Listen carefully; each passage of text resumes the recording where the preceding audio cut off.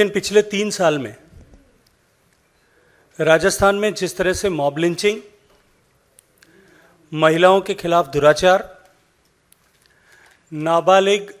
या अबोध बच्चियों के साथ में दुर्व्यवहार और अत्याचार,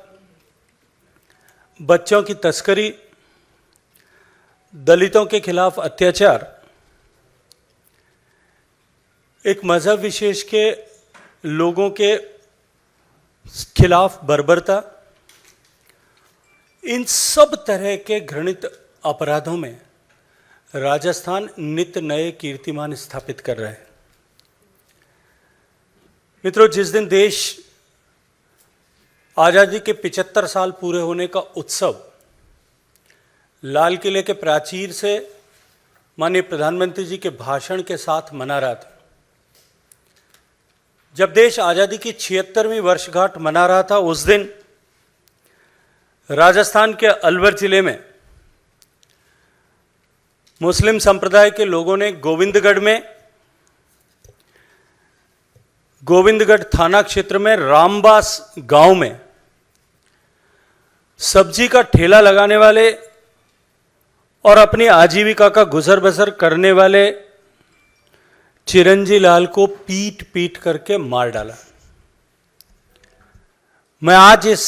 प्रेस वार्ता में आप सबके माध्यम से प्रश्न करना चाहता हूं कि कहां है इस समय में,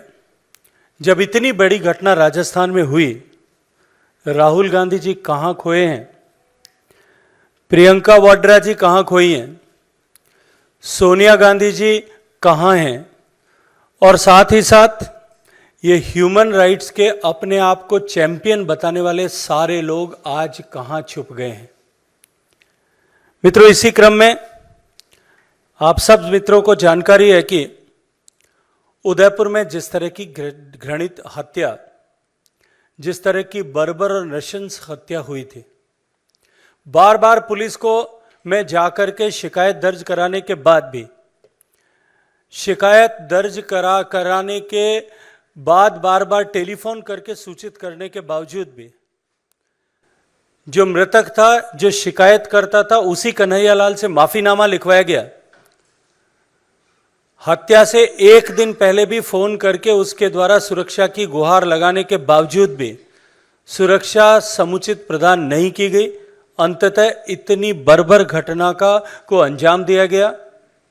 और जिसके सूत्र ऐसे अतिवादी संगठनों और जो है लोगों से जुड़े हुए अब एनआईए की जांच में सामने आए हुए। गहलोत सरकार उसमें भी प्रभावी कार्रवाई करने के बजाय चुप्पी साधे रही और मात्र सरकारी नौकरी और मुआवजे का लालच देकर के उस मामले को दबाने का प्रयास किया। राष्ट्रीय क्राइम रिकॉर्ड ब्यूरो एनसीआरबी के डेटा के अनुरूप आज राजस्थान, जो पन्नाधाय के प्रदेश के रूप में पहचाना जाता था,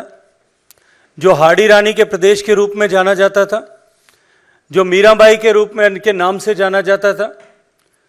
जो शील की रक्षा के लिए जौहर करने वाली हजारों रानियों को और पद्मिनी के नाम से जाना जाता था, वो राजस्थान आज देश में रेप के मामले में नंबर 1 का प्रदेश बना है। और 18 साल से कम उम्र की नाबालिग बच्चियों तस्करी के मामले में देश में दूसरे नंबर पर है। मैं प्रश्न करना चाहता हूं आज आप इस प्रेस वार्ता के माध्यम से कि उत्तर प्रदेश में लड़की हूं, लड़ सकती हूं, ये नारा देने वाली कांग्रेस की आदरणीय महासचिव श्रीमती प्रियंका गांधी वाड्रा जी को लड़कियों की बदहाली क्यों नहीं दिखाई देती? अलवर के रेप के घटना के बाद में जब वो सवाई माधोपुर में अपने बच्चों के साथ, अपने परिवार के साथ में शेरनी के बच्चे की अटखेलियां देखने के लिए गई थी, उनको छुट्टी मनाने का समय था, लेकिन अलवर की उस मासूम बेटी की आंसू पहुंचने का समय जो है उनके पास में नहीं था। निश्चित ही इससे ज्यादा दुर्भाग्यपूर्ण और कुछ नहीं हो सकता। और जब अलवर की बेटियां जिला कलेक्टर के पास में इस बात की शिकायत लेकर के जाती हैं तो जिला कलेक्टर महोदय उनको धमकाते हुए अपने परिवारजनों के और पिता के नंबर मांगते हैं। ऐसा वीडियो दिखता है कि तुम्हारी हिम्मत कैसे हुई मेरे ऑफिस में आने की, मैं तुम्हारे पिता को फोन नंबर पे एक फोन करके इसकी शिकायत करूंगा। जब राजस्थान में इस तरह से रेप की घटनाएं बढ़ रही, दुर्भाग्यपूर्ण इससे भी ज्यादा यह स्थिति बनती है कि राजस्थान के मुख्यमंत्री खुद रेपिस्टों की सजा कम होनी चाहिए, ऐसे बलात्कारियों और अपचारियों की सजा कम होनी चाहिए, इसकी पैरवी करते हुए नजर आते हैं।